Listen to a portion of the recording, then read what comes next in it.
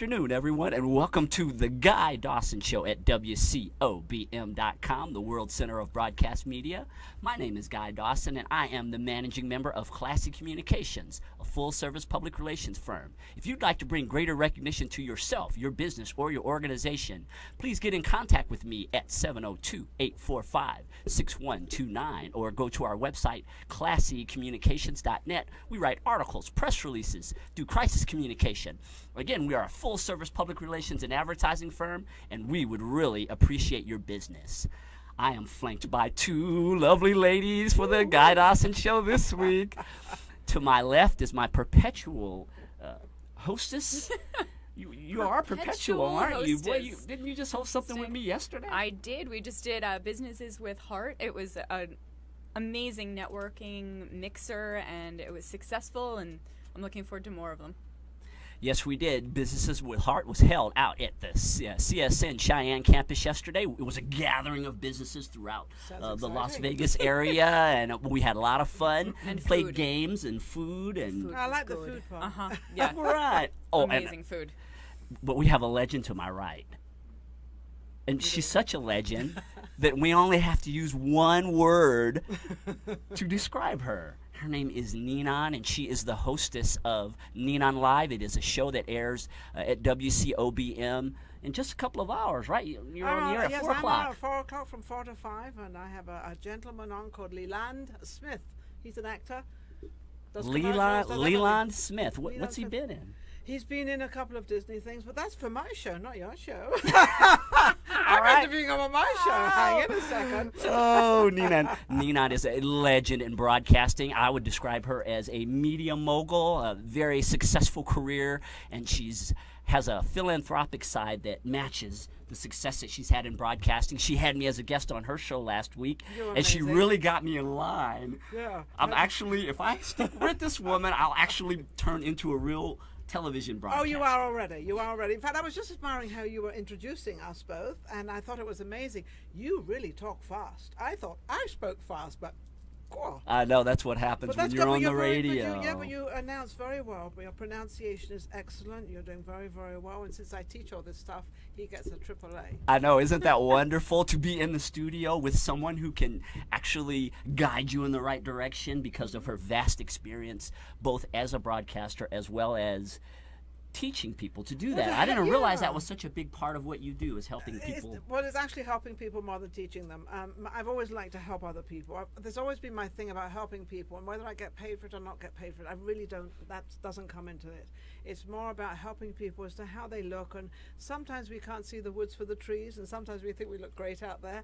And sometimes just a little tiny change, that little tiny change can make a whole big difference to how you present yourself and how you are. Some people get inhibited by being told, but it's only to improve them. And why not? Why not make somebody else better? I'm not a jealous person. I really don't mind all that stuff. But I like to see people really look good. And you look good. Your attention to detail, Ninon, is what really stood out when we did that interview last week. I was just watching what you did, the way that you moved, the way that you spoke, the way that you looked into the camera. It's... Hey, that's your friend out there. Hi, guys. Oh, yeah. You're my friend out there. If I don't have you and I don't look at you and I don't talk to you, then what have I got? Nothing. Yeah. So immediately, because Ninon was so much looking into the camera, it encouraged me. Hey, maybe I ought to look at the people who are actually watching Well, just me. pretend that that's your friend out there, and there's thousands of people there, and you're the president, and you're giving this incredible speech, but you're smiling. We might have to picture the 1,000 people naked if there's a little bit of nerves there. That's all right, naked. Yeah, all right, you know how they always say that. That's something I haven't done. I haven't visualized all of you out there naked yet. I mean, you know, they always tell you that. Oh, if you want to be able to speak in public, just picture everyone being naked. Oh, well, that would embarrass me because I'm from England, as you probably also. And I was brought up very sort of conservatively. And so seeing someone naked, I'd probably be totally shocked and probably have a look on my face like, oh, what happened? I don't think there's much that shocks you, Nina. Well, maybe not. There you go. Maybe not. You were a model. Yeah, I started out as a model, actually. And I was thinking about this. I always remember I went to a school, and it was at Newton Abbot in Devon in England. And I went there for a class. I was all of, I think, 15 and a half, 16 years old. And I remember going in there and walking. And because of my mum and dad, had always taught me to walk, very straight, shoulders back, and all this crazy stuff, which as young people we think is crazy.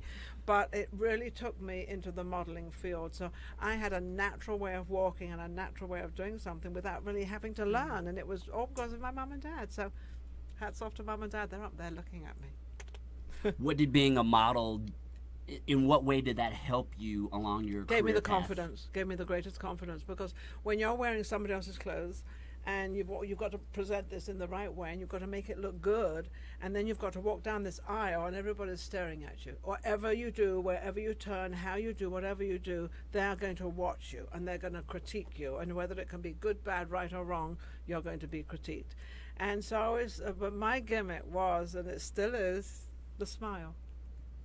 Most models will be very demure and very like this, and I say, hey, why don't you just smile? You're human. And so that's what I really teach people, to sort of, when you radiate your face, because that's what you do when you smile, you radiate your face, and and you're now inviting them into you. When you've got the blank look, you're not really inviting them. You're kind of, back off a little, don't get too close. Right. When you have the smile, it's saying, yes, you can come and talk to me. Yes, you can come and be with me. Yes, I am human.